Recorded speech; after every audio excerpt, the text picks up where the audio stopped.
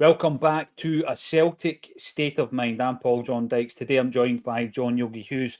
We are here for an hour, John, to talk about all things Celtic. We do it every weekday. We have done now for over 4 years. And let me tell you, we enjoy the success, John. We love our football club. But there are occasions and there are times where we can be a little bit frustrated with them as well. And I think quite a few of us have been feeling that way in relation to the transfer window. We will be talking about that. We'll be talking about how well we fared over in America and everything else. But let's start off with a tagline. Idah, is he in the building yet? If not, why not? He's gone a bit rogue, John. Yeah, I saw that very clearly pushing for a move now, isn't it? That's like rogue player 101. Guy that wants out the building 101. What do you do? Oh, late to training, missed the plane, all this stuff. It's absolutely classic. The dog ate my homework. Oh, yeah, we've heard it all before. Absolutely. Yeah. So, I know it's not great. I hope everyone can hear and see me okay, because I rushed up the road this morning to do this and left all my podcast gear behind me, so I'm currently on the phone. Can't see any comments or anything, guys, so sorry about that. But, yeah, no, Idah, I was very heartened by that news, actually, because they assumed he wasn't on that trip because he was injured. And then it comes out, it's, oh, no, sorry, I missed the plane, boss. No, did you, aye? But I mean, I think that's very good news for us, and I think he's going to be crucial for us, an important player for us, because not just is he's not like Kyogo's backup. I mean, I would say he's equal with Kyogo in terms of potential importance. I mean, he's the guy that essentially got us over the line at the end of the day in 2 competitions. So he's very, very important, and I still despair at people nickel and diming this, just like, oh no, I wouldn't pay more than 4 million for him and all the rest of it. I mean, look, the guy's a winner. He's proved it. It's not like we're buying some unknown quantity. We know exactly what we're getting, and he was tremendous, absolutely tremendous for us. And I would really look forward to seeing him again in the hoops. Now, the other thing I heard was that apparently he's still in the Celtic group chat.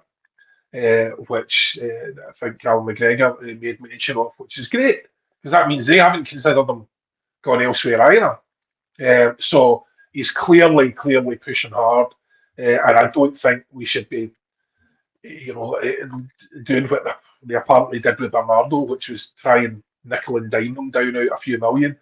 Good strikers are very hard to come by. Good strikers at our level are reliable strikers are very hard to come by, and he is a lot more than that.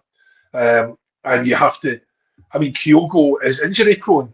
He's had a couple of bad injuries. It's not injury prone. It's not like he's pulling up with a sore ankle all the time, but he's been unfortunate with injuries, and he now has an issue with his shoulder. So there's potential for him to be out for a lengthy period at any given point in the season. Who do you want your backup to be? Do you want your backup to be, would you been happy with O? Would everyone just been happy with that? It's just, I don't think so. I think we want at least two very high quality strikers at the club. I think Idah has to be one of them. I mean, I've spoken about it in the past, John, and we get into the realms of talking about fees, and we all know that, Idah, he comes in January, and he's one of these players who made an immediate impact. We've had so many players in the past, strikers in the past, who have come in for a few million quid here and there, and it's not happened. With regards to the frustrations around why we didn't have a loan to buy, the way I'm looking at that is, right, okay, had we had that set up and he's came in for 3.5, brilliant. Probably the entire transfer window would have taken a different hue. We'd have been sitting here going into the Kelly game, hoping Bernardo gets over the line, and then we're thinking, right, we're back to kind of the baseline here. We've replaced Hart, we've got Bernardo in, we've got Idah. What else can we do before the end of the window for Europe, really? But the fact that he's down tools, there's been a couple of different opinions on that on the comment section, so I'm going to bring them up. First and foremost, Jungle Lion, I hope you're feeling better. I know you've been hit with the lurgy. Idah has made his point. Celtic have to act. Now, we were chatting about it. By the way, you're talking about the Celtic WhatsApp group. That would be an interesting one to have a look through, eh? I wonder what the pattern is. Now, we've mentioned a few times an Acsom group chat. The reason we've got it really is for scheduling, so that we know who's on and whatever and all that kind of stuff. But obviously everything else creeps into that chat, and links and stories and memes and videos and all that kind of stuff. But by the way, the only reason it's fairly exclusive is because it is for the schedule. But if you want to join the larger Acsom group, it is on WhatsApp. Just have to go into it's something I've just realized, John, that there are groups you can follow on WhatsApp, and Acsom has a separate one that you can actually follow us. So when you go into your WhatsApp, you just click on your left-hand side, you click on updates, and what you've got there is channels. You can find a channel, look for a Celtic State of Mind, and all our updates are on there. So there you go. You can get into an Acsom group chat. Now, on today's group chat for Acsom, we were talking about the fact that when a player does this, John, the chances are they've been told to do it. So their agent's saying, right, okay, we're at a bit of a standstill here in negotiations or whatever it may be. Norwich have just brought in a new gaffer who wants to have a look at you. So he's not going to sell you till January. Maybe that's Norwich's kind of mind space. And the agent says, let's throw a cat amongst the pigeons here. Miss your flight. I honestly think he's been advised to do this, John. What's your take on it? I would 100%. I agree with that. Because these things always happen in conjunction with the management. The players aren't sitting there making these decisions themselves because, there's too much at stake. There has to be a strategy. There's a lot of money at stake. There's a playing careers at stake. So, Adam Idah has a choice here. He has a choice to stick with Norwich and potentially be on the bench with them for the first part of the season, or he has a chance to return to the champions and play in the Champions League. I think for most people that's a no-brainer. He's had a taste of proper football. Mm-hmm. He's had a taste of not grinding through the lower divisions. He's had a taste of what being a champion is all about, what playing in the big games is all about. And he was brilliant in the big games too. Excuse me. So, not only has he done it and enjoyed it, he's done it well. He hasn't just been a sort of, he's not coming here to sit on the bench either. I think he probably feels he'd be able to push himself into first place. And we've all seen it. Kyogo's form sometimes dips in and out. Sometimes the game doesn't suit Kyogo. He will get tons of game time here, absolutely tons of game time, and he knows it. And I mean, wouldn't it be fabulous? I know we've all said it 100 times, but the only reason we don't need 4 strikers in the building is because we don't play 3-5-2. We're never going to play 3-5-2, or 4-4-2. It's just not going to be 2 up top. So, yeah, as frustrating as that is, I mean, I think Idah and Kyogo up front, what a devastating combination that could be. Absolutely devastating. And I just, if there's some way in which we can convince the manager to just throw 2 lads up front, I would love to see it, because what a player and what a combination that would be. Him bodying people about, and I'm still with skill, control, great finish, all of that, and Kyogo through the gaps, and that would be wonderful. But unfortunately, I think we have a lot of strength and depth in midfield, and I think the manager probably wants to see us there. We have strength and depth at the moment in midfield. That's not to say that that situation is going to continue. But yeah, I mean, I don't think there's any question he's been told what to do, because look, if I was a Norwich manager, if you were the Norwich manager, if any of us were, the sensible thing to do is take the lad on the pre-season. They're in no rush to get rid of him. Take the lad on the pre-season tour, give him a run out. If he's great, he's great. If he's not, then fair enough, punt him at some point that's convenient to them. But they do hold the whip hand completely because of the length of his contract. Mm-hmm. So the only way you can do that, the only way you can force something is to generate some drama, to make it clear it's going to be down tools, to make it clear it's going to be like, EastEnders theme tune every time you come into the dressing room. It's going to win drama after another. So you've just got to make it. They know this as well, and it's a difficult thing to do, especially if you're a nice fella, is to create problems all over the place. Yeah. But, if he wants to come here, they do not have to do anything.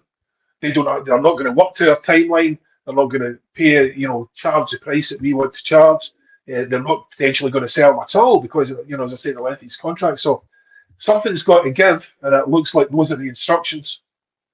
Yeah, and you mentioned you mentioned EastEnders there. Now, for anyone who is aware, the way that Acsom is structured now is we have our daily bulletin as always at 12:30. That is not going to change. That's always going to be in the diary. It's a staple part of our lives as much as it is to you guys tuning in, and that will continue. It might look different eventually, but that is going to happen at 12:30 every single day. But on a Wednesday, just after this, actually, I take a wee trip into Glasgow and we record This Is Acsom. This is a Celtic State of Mind, goes out on Friday nights. And last Friday night, John, you mentioned EastEnders. I'm running with it. Peter Grant told an EastEnders story. Now, I won't give away the main crux of it, but Peter Grant, for 6 weeks in 1987, appeared on EastEnders. He tells you the full story. Go and check it out. It's on This Is Acsom. Honestly, John, it's a cracking tale, and it involves Dirty Den. Remember Dirty Den Watts? Do you remember Dirty Den and Ange? Aye, yeah. Ange, the original Ange. Aye, Yeah. Dirty Den, and Angie Watts. There you go. Go and watch it. This Is Acsom. I'm going through to Glasgow as soon as the bulletin's finished today. We're going to have episode 10 up on the channel and on your screens on Friday night. Now, I'm going to use an example here, right? Because I was thinking, John, if Adam Idah was our player, right? Because this is what I'm going to bring up. It's from Big Oz, right? Big Oz comes in talking in 1980s shows. When I hear Big Oz, I just think of Wiedersehen Bet. When Idah downs tools to get a move, is that really the sort of player we want at our club? Right, it's a decent question, right? Because we're on the other side of it. We're thinking, right, they're doing it for us. And I was trying to think who down tools. Now, not in terms of just no playing that well, John, because we could. I mean, there was examples given around the COVID season where we were like, oh, he wanted a move and he wanted a move, but who genuinely refused to go to training and refused to come back and all this kind of stuff. And the one player that springs to my mind was Paolo Di Canio. And I remember in 1997, it's interesting when you look at the timeline. Paolo Di Canio was still at the football club when Wim Jansen took over. And we obviously played our friendly games. And interestingly enough, on a friendly on the 18th of July, 1997, we played St. Pat's. And Paolo Di Canio lined up and played in that game. So these are the interesting things. So Jansen has come into Wim Jansen has come into the football club. We still have Di Canio, and we are in the process at that stage of buying Henrik Larsson. And Larsson and Di Canio were both Celtic players at the same time, but they never played together. But he was a guy that just refused to go on the pre-season trip. We went to, remember the pre-season trip to the Netherlands, and we played teams like FC Beatrix and we beat them 21-0, John. I don't know if you remember this. 21-0 we beat this team. Di Canio refused to go to play in the games. So he downed tools, he got what he wanted. And as Celtic fans back then, you're thinking, well, we don't want you back. If you don't want to play for this football club, then go. So I think the kind of view on Idah as a Norwich player from Norwich fans will be sullied at this moment in time to the point where, there'll be the onus and the dynamic will be on, right, get him out the football club now. And I think it's going to work. Yeah, well, I suggest they're well used to that in English clubs with the amount of money that's involved. If someone is getting a move to a Premiership club, for instance, or at the top of the league club, they'll be out the door like a heartbeat. But the issue is, an answer to your question was, the answer is yes. Absolutely, he's the type of player who wants at the club. And if he ends up, if Barcelona come in for him at the end of the day in our club, he's not going to have to down tools. Do you know what I mean? To force a move. Yeah. Because the board would kick him out the door. That's a great point, John. There's nobody in our team is going to have to down tools if they want to leave. And essentially, I mean, there's a way you can look at that the way the Ange looked at it, which is, sorry, what did you say? On you go, son. Which was his point of view, but also the fact that if someone comes in with a decent offer and the board think it's a doable deal. I mean, the only reason we're hanging out really for Matt O'Reilly is because we're being lowballed, and we're being lowballed by apparently Brendan's old mate, isn't it, Congerton? So he's the guy throwing in these bids from Atalanta. Yeah. And knowing full well, as he has done, he's not been. I don't think he's been keeping up to date with us, but knowing full well that Scottish football, and the Celtic board would have in the past taken your hand off, for 17, 18, 20 million quid.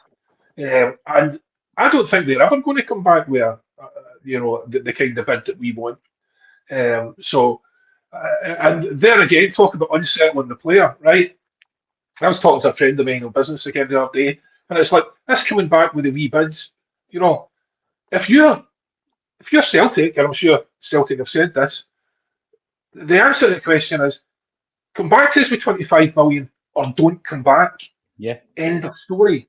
So the only reason these wee bids are made and publicised is to disrupt the player. Mm-hmm. Right? So the dirty tricks is on both sides here. Right? So, they want to upset Matt O'Reilly because, they're making it very, very clear they're interested. And people were quick to point out to me the other week that I was a bit dismissive of Atalanta. That wasn't really the point. I was just, trying to say I prefer that he doesn't go. And, yes, of course, they're a good team. But I was just saying that essentially the Town League to me isn't as glamorous as it used to be back in the day when they were all winning. AC Milan and Inter Milan were all winning all round about them in the Europe and everything. So, but yeah, I mean, Atalanta are a good outfit, and they are going to be of interest to Matt. There's no question about that. But the thing about Matt's situation now and the fact we have all this money, there has to be a confluence. It has to be the right bid and the right club. Because Matt won't go if it's not the right club, and the club won't let him go if it's not the right bid. So I don't think Atalanta. I mean, if it was Atletico Madrid again, or Barcelona or Real Madrid, I think Matt might have missed training already a couple of times. So, but I don't think Atalanta is. Matt's a very discerning guy. I don't think the offer isn't enticing enough to get him to throw his toys out the pram because he's happy where he is. Mm-hmm. And grass isn't always greener, so he's happy where he is. So, I think it has to be a big move for him, and he wants it to be a big move. And will he get one?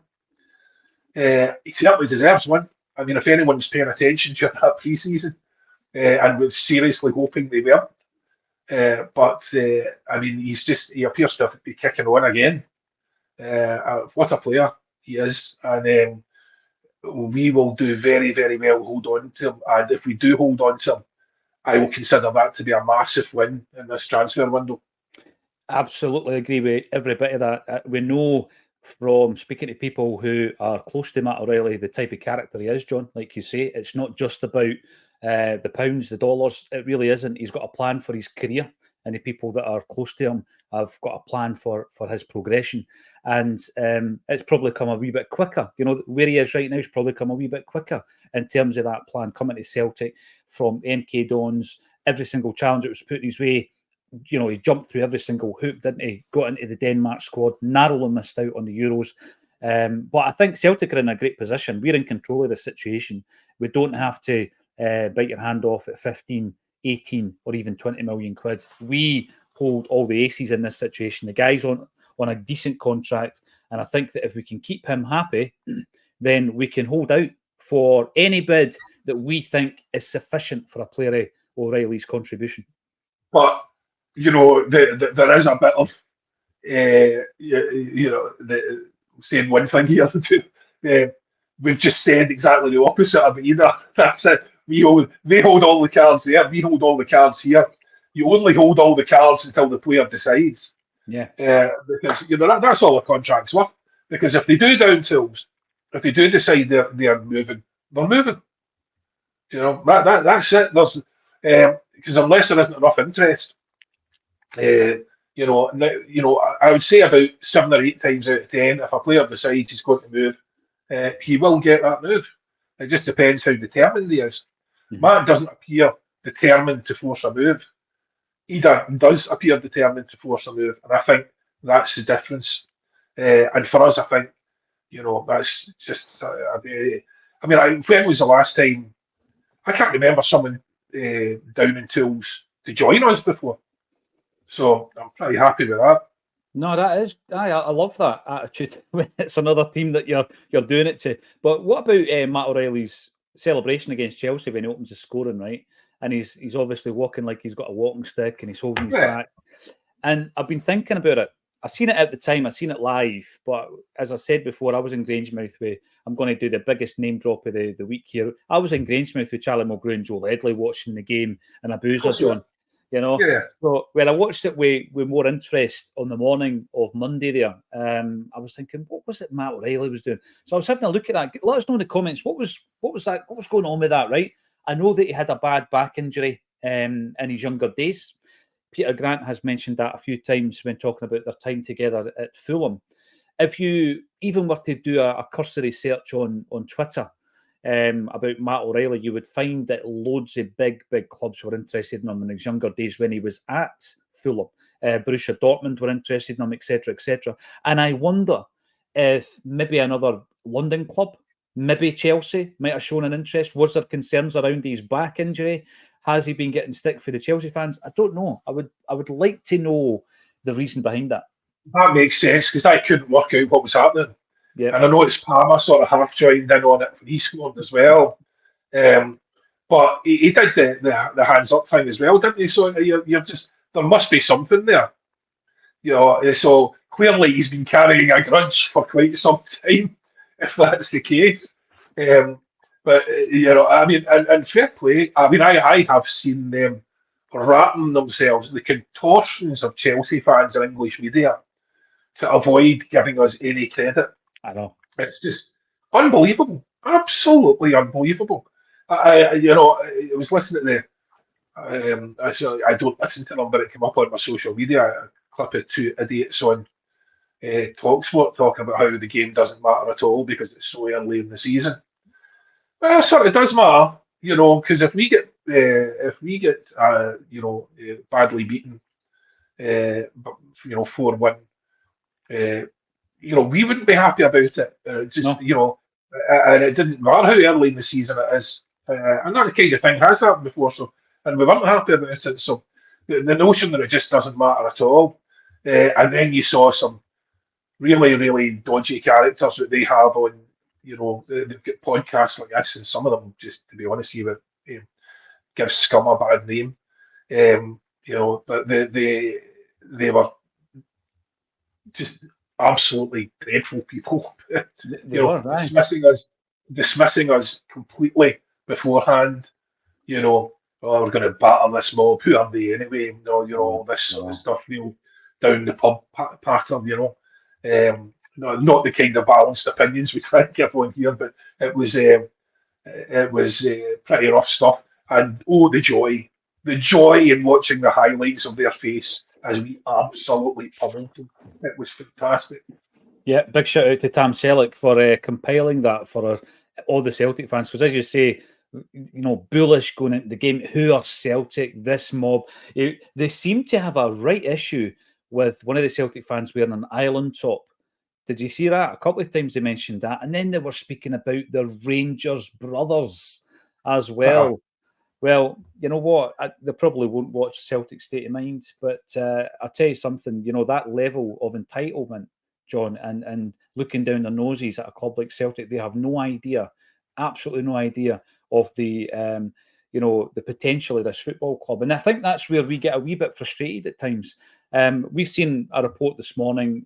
Whenever there's a report of any player that might be linked to Celtic, it basically floods all the news streams and everybody's aware of it, and it gets shared on the socials and all the rest of it. So we've seen every player that has been linked to Celtic. We see it, and we see it coming up.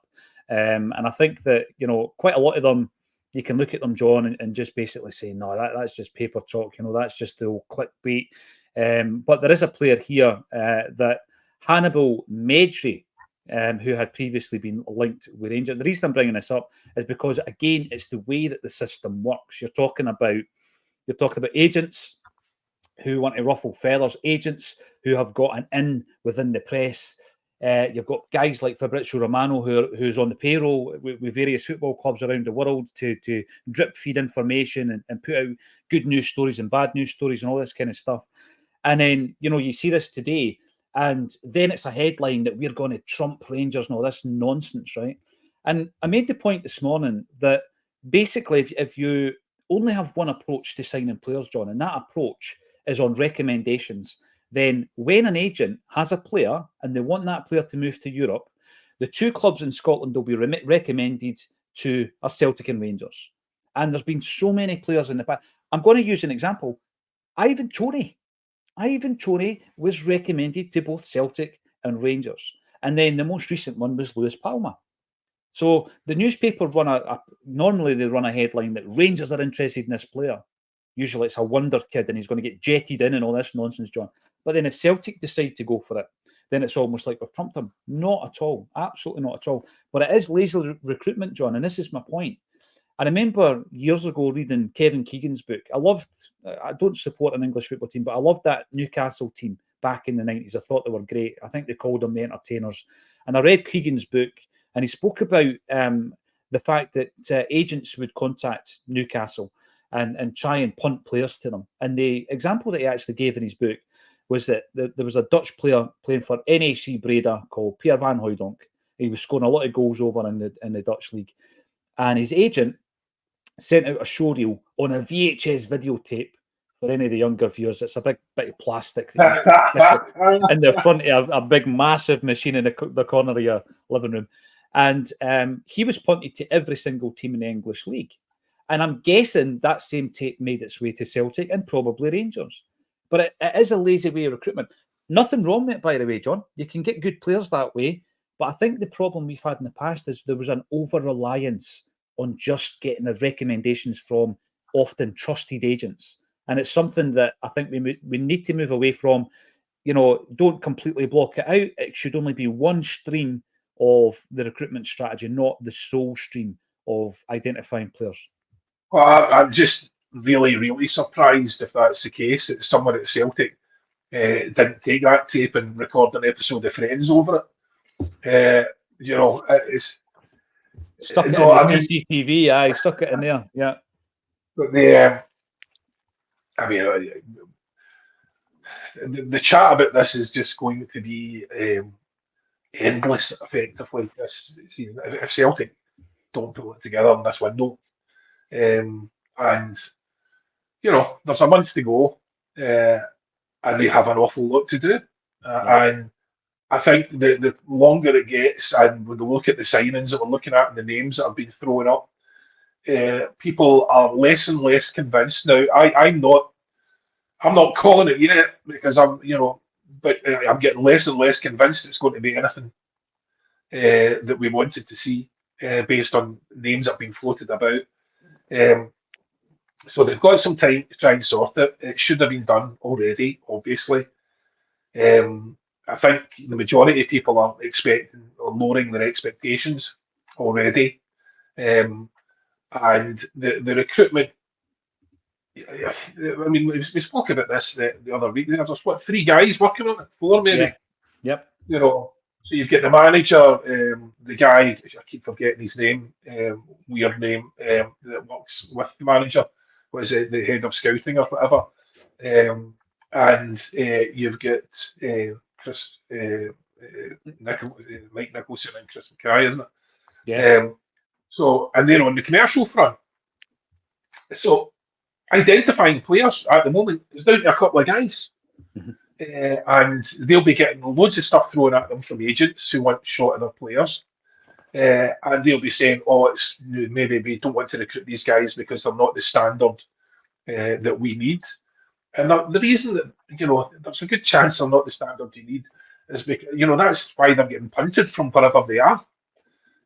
So you have to go and find people, and bring them in that way. And the fact that, I mean, I was almost despairing at the fact that we've got 100 odd million in the bank. We've needed a left back for, I don't know, since Greg Taylor was a fetus. We've needed a left back, and we still have got the Bueno, or Big Kinder as he's known to his mates.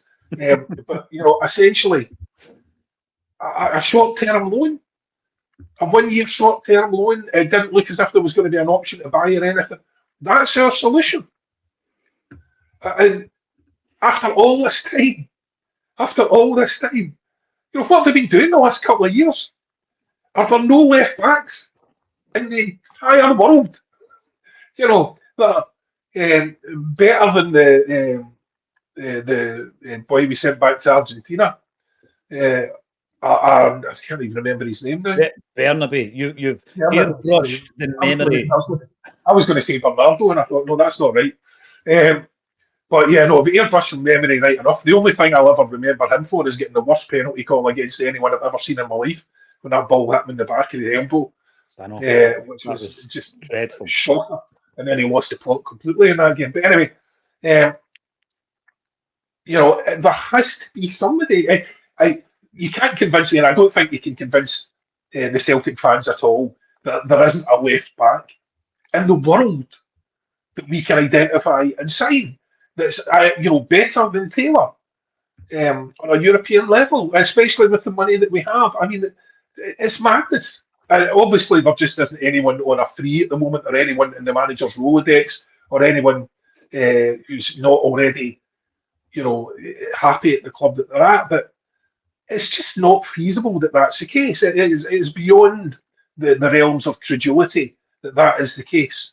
I don't think anyone believes it. So there are some serious issues with our recruitment, and that's just that one position. I mean, the rest of the positions, I don't think we're going to get anyone in midfield until we know what's happening with Matt or Hatate. So that's going to be, if they are replaced, it's going to be very, very late in the day, and very late in the day to the extent where, are we going to get them replaced? Because based on the way, what I would love to see this season is that midfield, because they looked fantastic, and Rio looked a different player. He wasn't giving the ball away. He was holding on to possession.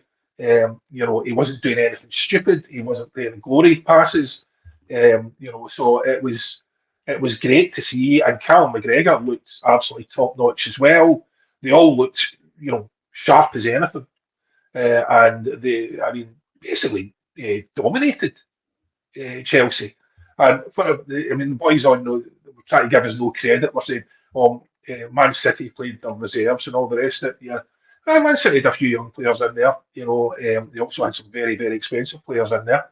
A couple of whom would probably be worth the entire worth of our squad.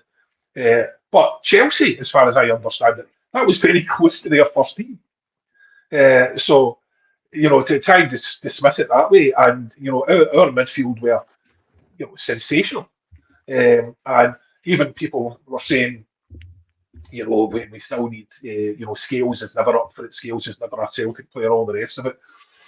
But their cover, their sort of scramble cover was sensational. And they only got one goal, and that was after a lot of subs had been made.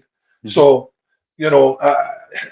the team itself has great bones as it stands just now. If we can keep those players and make the additions at left back, centre back, for instance, maybe strengthen the wings.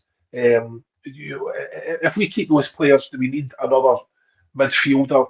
Ideally, yeah. But you've got to assume if you're keeping the likes of Home and Quan and all the rest of that on the books, that some of these boys are going to come through, especially to give Callum McGregor a break. So I don't think we'll get anyone in midfield if we keep those guys. But there are a couple of positions there. We can't seriously be in this position again. Well, how many times? I've been on the podcast for maybe, I don't know, about a couple of years, a year. I don't know. It seems like forever. But ever since I've been on it, we've been talking about left back. Yeah. It's just wild. I think the big issue is, John, and I'm going to run through this because there were some comments yesterday, and I don't know. I do know that obviously over the last few months, there's been a lot more people subscribing to the channel. It may well be that you haven't watched some of the previous episodes where we've discussed some of the things that we have gone out and researched by speaking to people within the game, within the industry, and within Celtic, and people who work with Celtic alongside them to try and find out exactly how this all works. Because the criticism yesterday is these are just a bunch of fans, you don't know nothing about the running of a football club or the running of a recruitment team. Well, actually, if you rewind back 7 years when we started the Celtic State of Mind, you're absolutely right. But in order to try and give informed kind of discussion and debate, what I've done since then, certainly, is spoken to as many people as possible. A lot of them won't do it on a live stream, John, because they're called sources and you never ever reveal your source. But I have done the legwork on this and I can give you an idea of where we are, what we've done in the past, etc. So here you go. Here's the first part. If we rewind a few years ago to some of the great acquisitions that we made under Neil Lennon, for example, first time round, I thought some of the signings he made were unbelievable. But if you look at the type of player and where we were buying them, the regions we were buying them from, John, it was quite an eclectic mix. You know, you could buy a Mexican like Juarez, you could buy a midfielder like Kayal from Israel, not something that I think we would get involved in now, but there were certain agents who obviously were punting these players Celtic's way. But Neil Lennon, and how did we find this out? Well, you know, by speaking to one of the guys that he signed, Joe Ledley. Neil Lennon used to have an agent called Jim Melrose, and it is the same Jim Melrose who used to play for Celtic back in the 1980s. For any of the old heads, we signed a player called Melrose who had formerly played for Partick Thistle and Leicester. We signed him from Coventry City and eventually sold him to Manchester City. Anyway, he, many years later, could be seen in and around Glasgow as a close friend and confidant of Neil Lennon. It turns out he was actually his agent.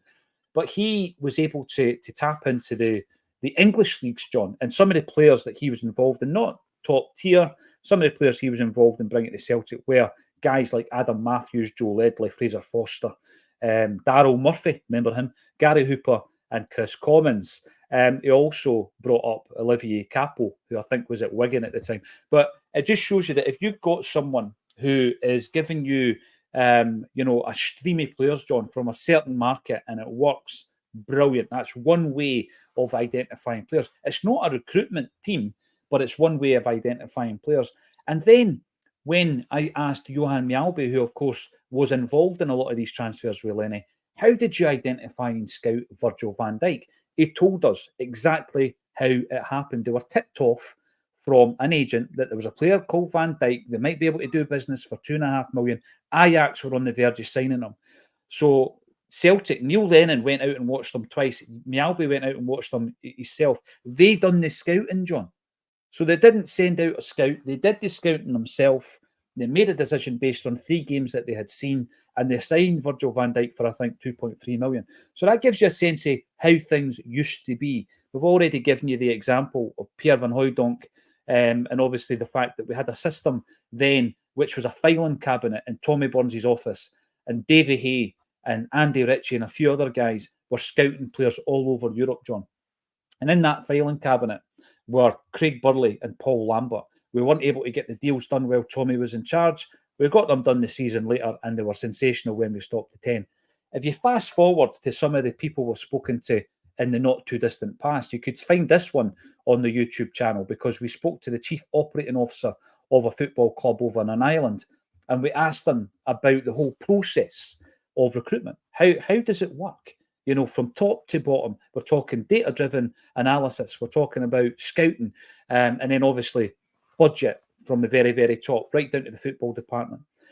And then we spoke to a director of football. Again, this was done on the channel. Go and have a look at it. It's on the channel. We spoke to, at the time, he was working for Clyde, but he was a director of football. And he, again, tells you the whole structure, John, of how signing players should work, even at that level. And then I went for a presentation at a Scottish Championship club, and they blew my mind with data-driven recruitment. And they showed us that if you invest in data, your recruitment system can be absolutely tremendous, to the point where it's like intelligence. You can be very, very proactive, John, with it, rather than just, oh no, we need a left back, and then you're scattering about looking for what's ever available. Now, sometimes that can work. We needed a striker. Brendan Rodgers thought back to his time at Leicester City, made a phone call on the Monday, and by the Wednesday, Adam Idah was in the building. It worked out well, but it's not ideal. So with regards to the recruitment data, data-driven recruitment, basically, you can pull up any player, and I'm not just talking in Europe, in any region of world soccer, John, and then you can start filling in the blanks, ticking the boxes. Okay, I want that player to be 23 and under. Boom. Left back, this height, this set of wages, this is going to be the fee. What's he like in aerial duels? What's he like passing me his left foot, right foot, etc., etc., etc. And then you get a short list of players who you are then able to scout. Now, when I was looking at this presentation that I went on a couple of years ago, I thought, well, Celtic must do this, but like 100 times better, because I have 100, in fact, 1,000,000 times the budget. They'll be able to do this. Okay, fast forward to the St. Roch's game, where we are surrounded by people who are involved in Celtic, let's just say, John. And then we question them about the data-driven analysis for players that we just signed in the summer. And at that point, it's confirmed to us that there was a bit of a concern about the data that had been used to identify Gustav Lagerbielke, because he didn't have the pace required to play the system that Brendan Rodgers wanted to play. So in terms of going out there and actually doing the groundwork, I've then, in the last few weeks, been talking to someone who works within the agencies, one of the biggest agencies in the world, in actual fact, telling us this is what Celtic are looking for. And we spoke about it a few weeks ago. Celtic were, and may well still be, in discussions with Scott McKenna. Scott McKenna was making 39 grand a week at Nottingham Forest. He wanted his £3.5 million transfer fee, John, to be aggregated into his wages, because he's gone on a free. Celtic won't bite because it's too much on a weekly basis. Celtic were in discussions with Kieran Tierney until they got injured for Scotland. It was either Celtic or Bournemouth, and Tierney was to make the decision. We matched what Arsenal wanted for him. We matched the wages. Tierney was going to be the left back this summer. So we have done the groundwork, John. And if somebody taps into this through frustration or otherwise and thinks that it's just two blokes talking about Celtic and repeating what they read off the blogs or off newspapers, we actually go out there and do the work. We do the groundwork as well, John. And to be honest with you, the biggest frustration for me is, having said all of that and speaking to people at clubs in Ireland, speaking to agents over in Scotland as well, Celtic at this moment in time, to recruit a player, are using Brendan Rodgers, first team manager, Jay Lefevre, who is the head of scouting, because we don't have a head of recruitment, and Michael Nicholson. And once it gets down to the point where we've identified a player and we want him, Michael Nicholson and Chris Mackay do the deal. That's how Celtic are operating the recruitment department right now. At any point, regardless of what happens on the football park, I might find out that my centre forward's injured, John. I should be able to phone my head of recruitment. I need a centre forward, short-term loan deal. All right, I've been looking for a left back. I want the list, the top 6 that fit this criteria. And that should be able to be delivered to you right there and then, because we already have the systems in place. We're not doing it. We're doing it backwards. We need a left back. All right, well, Brendan remembers Bueno, who might be the answer, John. But it's not the right way to go about your business, is it? No, not at all. And the problem with the success of Acsom is that we have, for instance, in the comments, people have been following for a very long time, and they've heard this. They've been with us as these situations develop. And you've also got people coming in like they did last week, saying things like, you don't speak for the majority of fans, which is an argument we were having, I don't know, 5-6 years ago, when these vlogs first started and channels first started. So at the same time, you're talking to fans who know all this stuff. You're also talking to guys who have just tuned in for the first time and it's back to, who are you? What are you saying? All this. So it's quite a difficult balance. And I'm always conscious of the fact that, you have to repeat yourself. And I don't like to repeat myself, but you have to, because at the end of the day, nothing has changed. From for our first time, it started, it was Ange, and everything was done through Ange, and we thought there was changes behind the scene, and they tried it with a bit of nepotism, of course, like Celtic, trying to change things, but change it in completely the wrong way, with the wrong personnel. And people, this doffing the cap, just, oh, you don't know what to do, or the men at the club know what to do, yes sir, no sir, all this sir. If you think it's as complicated as that, you're not paying attention, or you don't know enough football people, or you haven't heard enough stories, because it is not that complicated, right? So essentially, we all know, everyone, I say, the majority of people watching this with a functioning brain, which I would like to think is 99.9%, know how this works. We know what the complications are. We know what the wage structures are that we don't want to break. We know what the fees are, and try to get people to Scotland. We know all that. We know what the complications are. We know what the issues that we have with the squad are. We know what the challenges that we face trying to convince people to come here. We know all this. So the majority of people watch it. It's not complicated. There isn't some mystery when you go and talk to Brendan. It's like, Brendan, can you reveal the secrets, of transfers, please? That's not the case. It's very simple. We do not have a functioning football department. We were supposed to have one. We started on that journey, went horribly wrong because, of course, nepotism. Who would have thunk it, right? And now that journey has come to a shuddering halt, and we're back to two guys, almost certainly just based on recommendations from agents. Because how are two guys going to scour the globe? How are two guys, one of whom is a first-team coach, and basically has to be out coaching the team the majority of the day? Mm-hmm. So at the end of the day, that leaves one guy then on the scouting. It's madness. It's absolute madness. And for a club of our size, it's so amateurish. And that's the one thing that would have, the criticism that's been levelled at them for years is it's so amateurish. And it still is, because even when, I'm sure even Leicester had a functioning football department. Yeah. And there's just nothing like that here. And it is unacceptable. You're talking about hundreds of millions in the bank, and all this sort of stuff. That is unbelievable. That's fantastic. And so we are brilliant at generating these funds. Now, how do we go about applying those benefits? How do we apply those benefits to the business to see improvement? Well, I'll tell you what we could do. We could consult with the medium to long-term plans of the board that have been published. And see what aims and objectives are, couldn't we? If there was any, So, and we can't be transparent. We're still not transparent about the way things are in the recruitment department because it's embarrassing. It's like two men and a dog. It's embarrassing. They don't want people to know how the recruitment department works because it's not functional. And we're supposed to be a trading club. What is the first thing you would want from a trading club? A really, really strong recruitment department. Like data-driven, as you say, guys with connections all over the world, excellent personnel, guys who can tell a decent player when they see them. All of this stuff, before it gets to the manager to make a decision. And we've just got none of that. Absolutely none of it. So is it any wonder we're sitting here with 4 weeks to go in the window and the season kicking off, and we have not addressed virtually any of the things that needed addressed at the end of last season?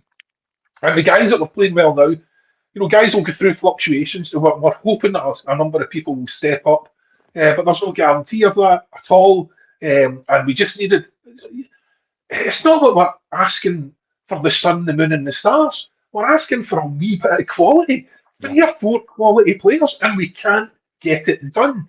And I do not accept that Idah and Bernardo are a step up from last year. That's running to stand still. They were here last year. If we get them back, that will be at the level we were at last year. You cannot convince me that that is a step in moving on. That is we have now advanced considerably because 2 of the players that we had last year are now back in the building. Is it good that we get them on a permanent deal? Yeah, of course it's good. But it doesn't, on the park, almost nothing has changed apart from Kasper Schmeichel. And, credit when it's due, great bit of business. Again, all down to the manager's Rolodex. And again, I'm saying Rolodex here as if anyone below the age of 40 knows what Rolodex is. The manager's list of phone numbers on his phone. Let's say. The thing is, John, it's So retro. It's retro, just like our approach to transfers. So it was perfect. It was perfect. The word that was used to me when I was speaking to the agent a few weeks back was Celtic system is antiquated. That was how we are viewed within this realm, right? So if you're sitting wondering why the business isn't getting done quicker, it's because we don't have a system in place that works quickly. I mean, we're taking so long to get two guys back in the building, like you say, John. And I do think that the Joe Hart departure has been addressed, and I think it has been filled. And from what I've seen, and I'm not just talking in this pre-season, I think we've probably even upped it slightly with Schmeichel coming in. Henrik Larsson comes in to say, the Van Dijk origin story, because you might have heard it 2 or 3 times now, but the reason we're saying it is simply because some people are tuning in and thinking, you guys don't know what you're talking about, but I can guarantee you we've done the groundwork. I mean, even to the point where I used to wonder about the Raphael Scheidt deal. So I figured out who was the agent that done the deal, and I interviewed him. And I found out exactly how the deal was done and why the deal was done. And then what happened on the back of that was one of the stipulations that Fergus McCann made when he came to the football club was the fact that we should always scout a player. Now, you'll remember McCann was gone by the time we signed Raphael Scheidt.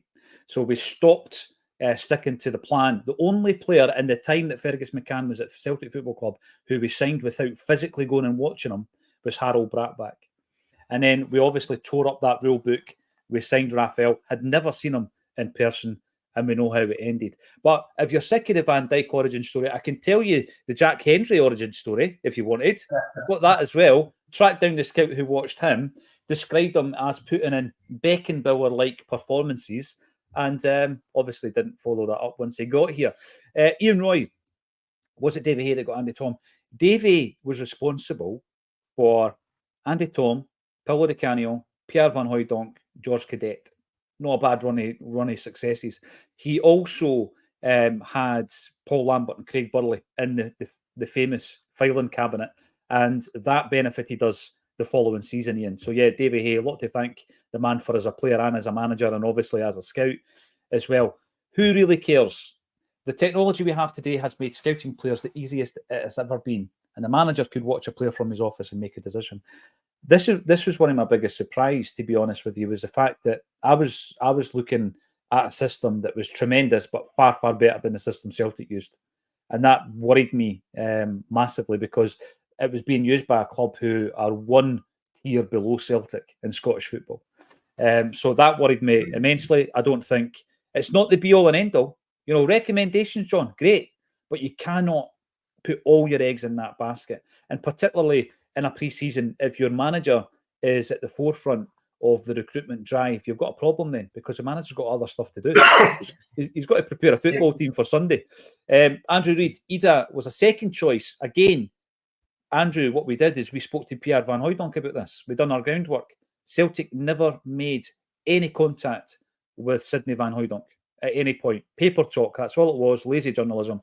So Idah wasn't second choice to Sidney Van Hooijdonk. And that came from Pierre, who I think is not a bad source.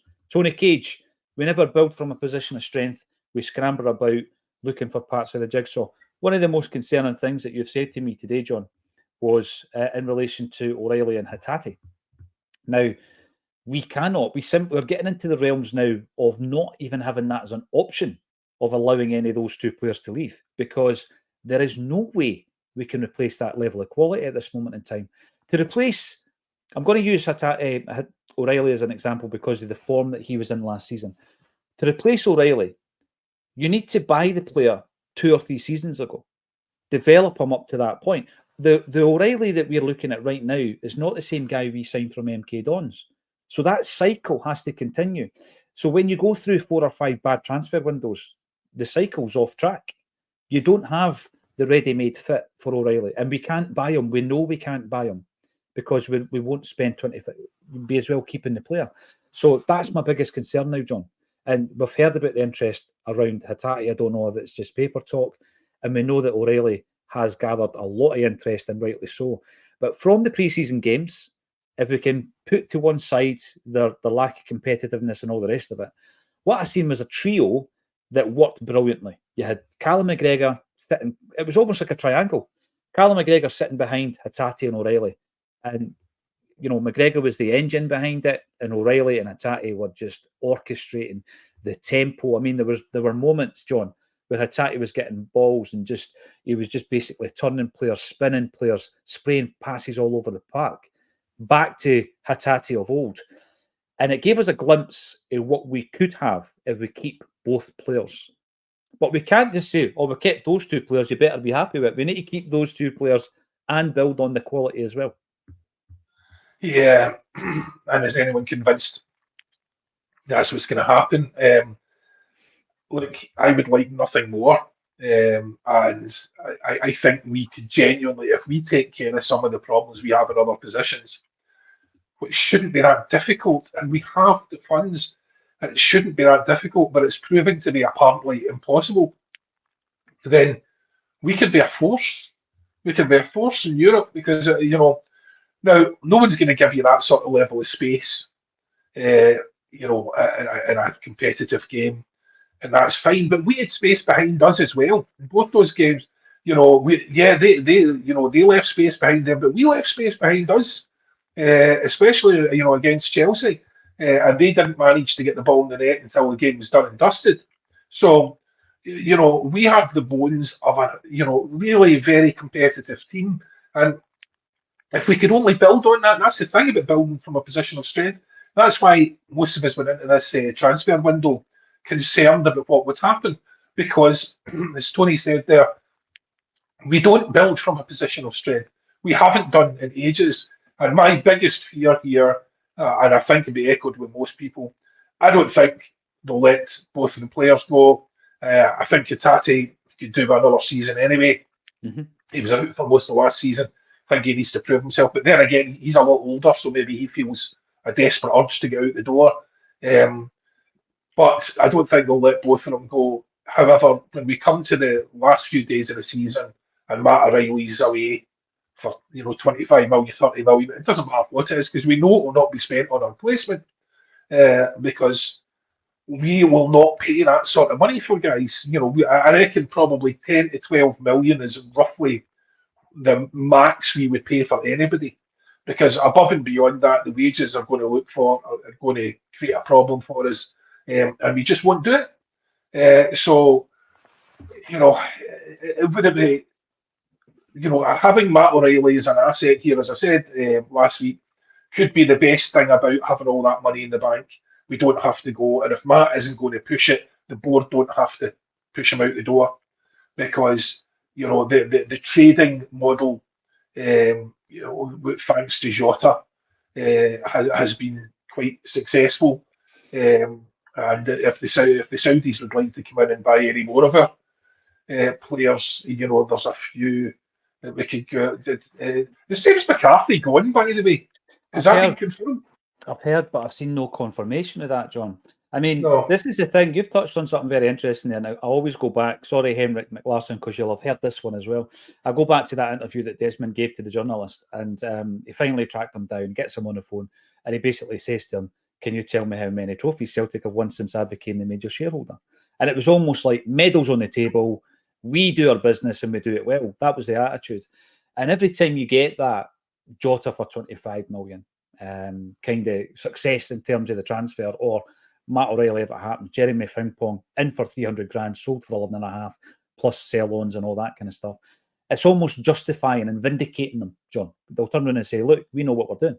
We do this all right. But then the flip side of that is, even when you try to make the argument among Celtic fans that since 2010 to 2023, so this doesn't bring in Nawrocki and Lagerbielke and any other money that was spent last year, we spent £56 million on players who didn't play 50 or more games for Celtic.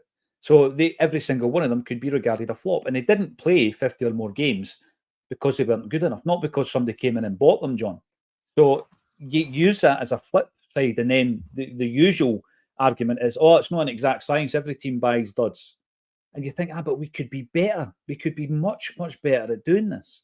And I think that it is a discussion we're going to continue to have, John, until we have a system in place, maybe a director of football, certainly a head of recruitment, and we know what the structure is. And then what you'll find is that these things do happen more quickly, and the player that you're bringing in can be much better attuned to what the gaffer wants.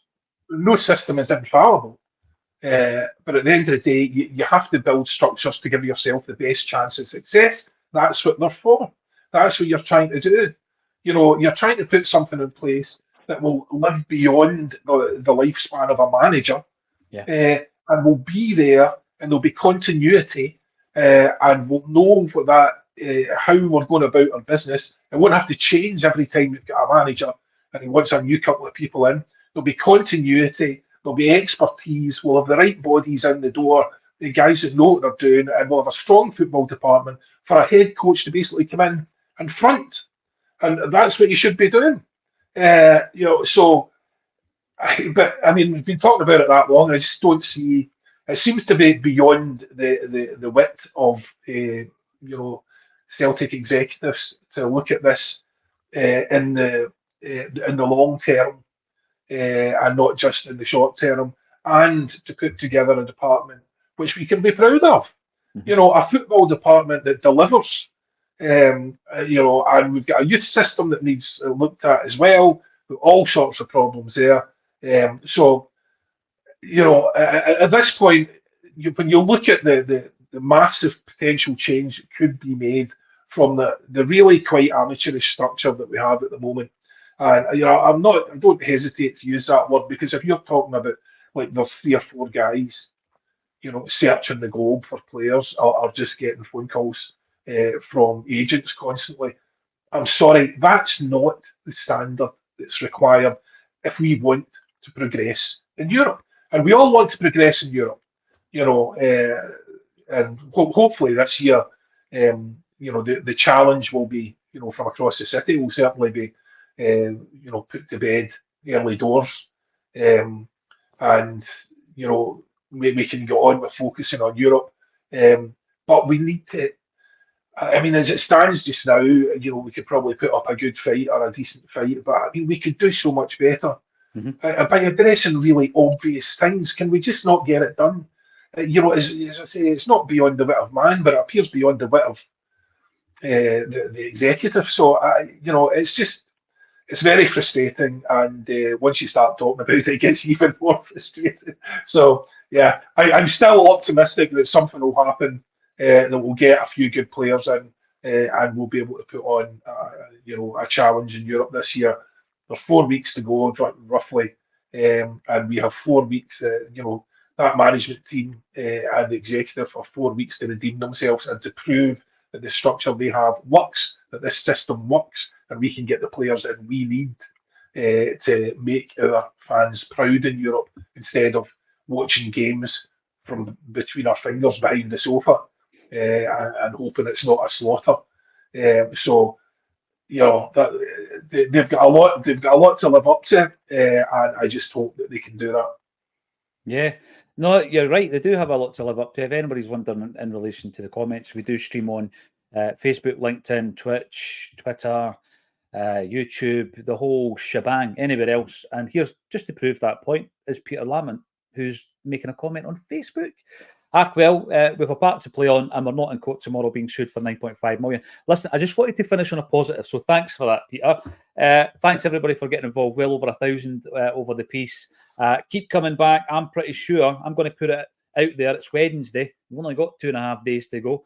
I'm kind of hoping that Bernardo and Idah are in the door this week, and then we can shift on to improving the side next week and for the rest of August. I've got to thank John for making the effort, obviously, for getting up and doing this on a weekly basis for a Celtic State of Mind. It's always an absolute pleasure.